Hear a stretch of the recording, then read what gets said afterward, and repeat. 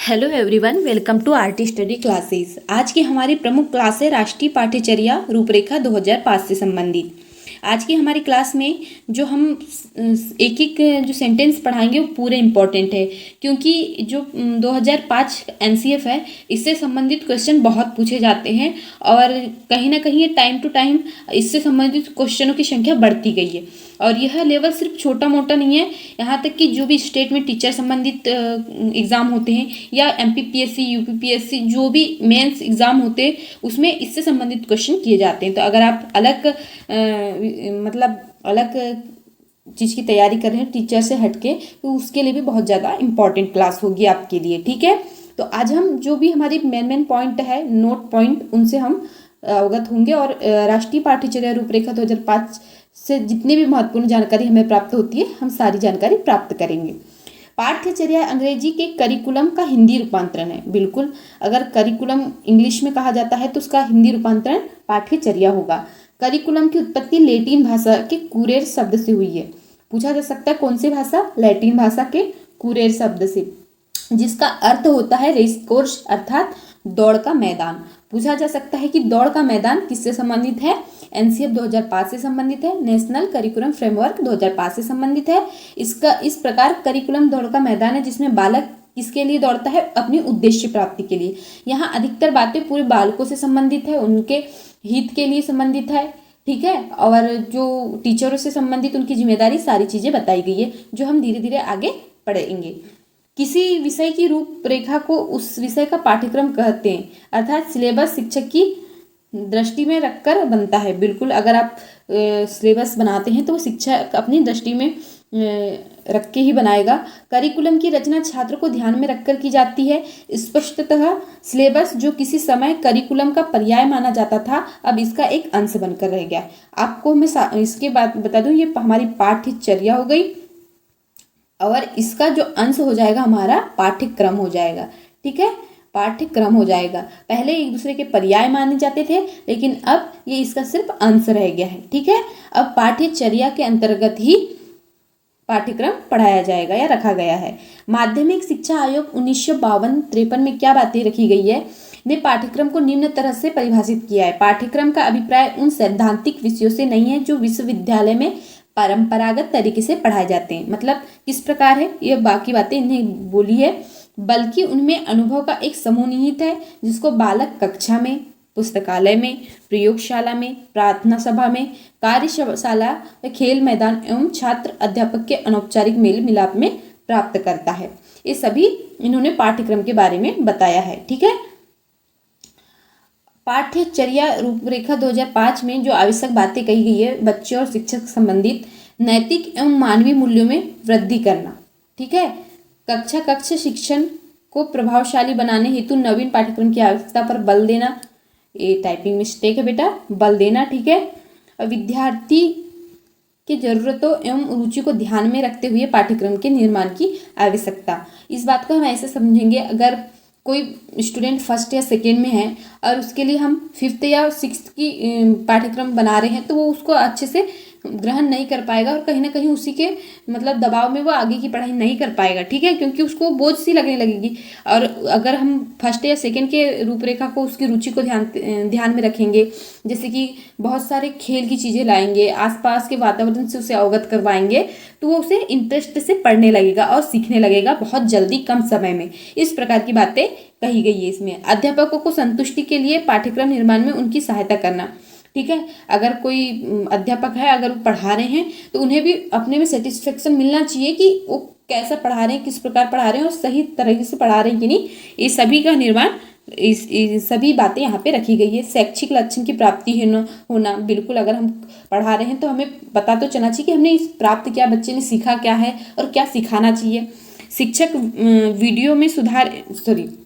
विधियों आएगा यहाँ। शिक्षक विधियों में सुधार एवं विकास हेतु राष्ट्रीय पाठ्यक्रम की आवश्यकता होना। बिल्कुल, अगर कोई बैठे बैठे ही सारी क्लास, प्रैक्टिकल क्लास सारी बैठे बैठे ही करवा रहा है तो बच्चों के माइंड में डायरेक्ट नहीं जाएगा, है कि नहीं। उसको कहीं ना कहीं प्रैक्टिकल या आसपास के प्रयोग करके ही उसे बताना पड़ेगा। भाषा समस्या के निदान हेतु नवीन राष्ट्रीय पाठ्यक्रम संरचना की आवश्यकता होना।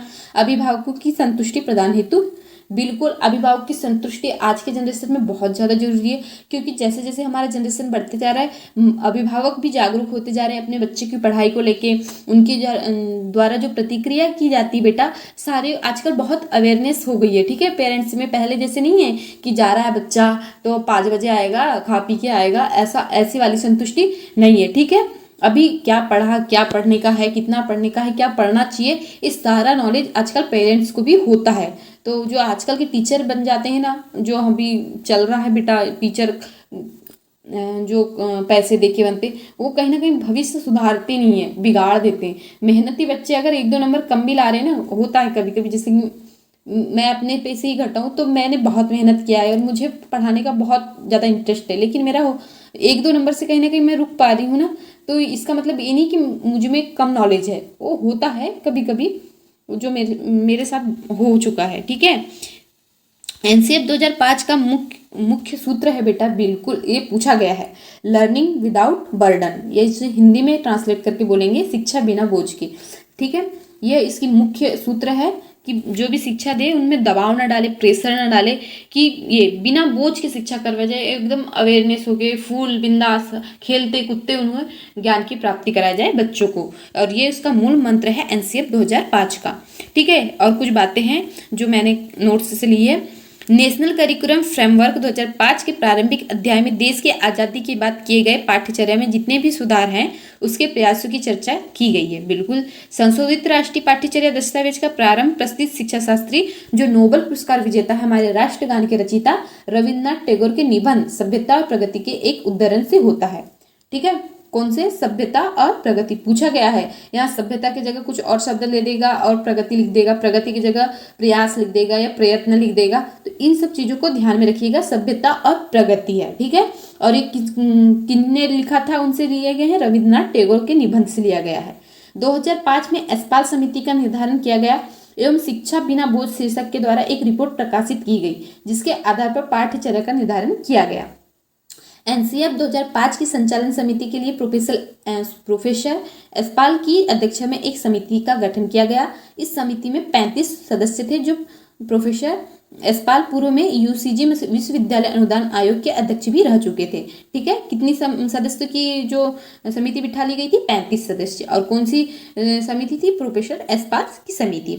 एनसीएफ 2005 अर्थात राष्ट्रीय पाठ्यचर्या की रूपरेखा हेतु प्रोफेसर एस्पाल के नेतृत्व वाली एक राष्ट्रीय संचालन समिति में 21 राष्ट्रीय फोकस समूह का गठन किया गया था, ठीक है, जिसमें उच्च शिक्षा संस्थानों के प्रतिनिधि, राष्ट्रीय शैक्षिक अनुसंधान एवं प्रशिक्षण परिषद के अकादमिक सदस्य, गैर सरकारी संगठनों के प्रतिनिधि, विद्यालयों के अध्यापक आदि के सदस्यों के रूप में बुलाया गया था। बिल्कुल, अगर हम किसी चीज को ये कर रहे हैं तो उनसे संबंधित सभी सदस्य होना बहुत ज्यादा जरूरी हो जाते हैं। राष्ट्रीय पाठ्यचर्या की जो शिक्षा की राष्ट्रीय व्यवस्था विकसित करने का एक साधन होना चाहिए, और जो भारतीय संविधान में राष्ट्र के दर्शन को अपने आधार भूमि मानते हैं।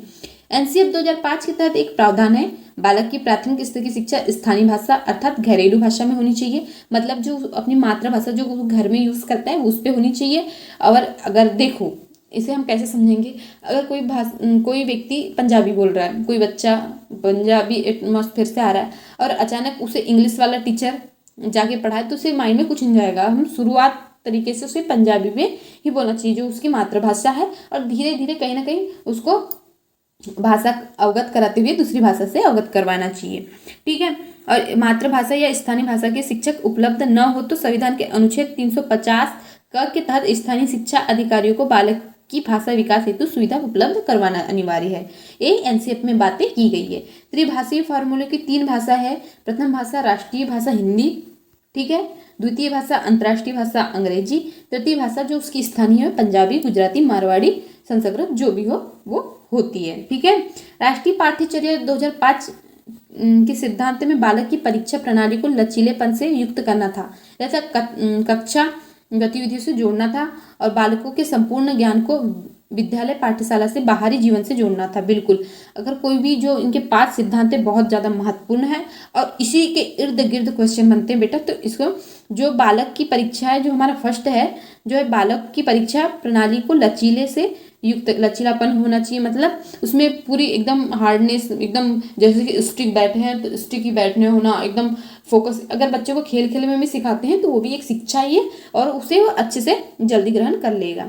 बालकों को संपूर्ण ज्ञान को विद्यालय जो उसका संपूर्ण ज्ञान है उसको पाठशाला के बाहरी जीवन से जोड़ना चाहिए। बिल्कुल, अगर हम जैसे कि ये हमारा दूसरा हो जाएगा सिद्धांत, जिसमें जैसे कोई बच्चा उसे ग्रीन कलर पता नहीं होता कि ग्रीन कलर क्या होता है, तो बच्चों को बाहर जाके पेड़ पौधे, हरी घास या ग्रीन कलर के जो भी फल फ्रूट्स है उनसे अवगत कराना चाहिए, ठीक है, कलर से। तो उसके कहीं ना कहीं वो अपने माइंड में ले लेगा और उसे आसानी से सीख जाएगा।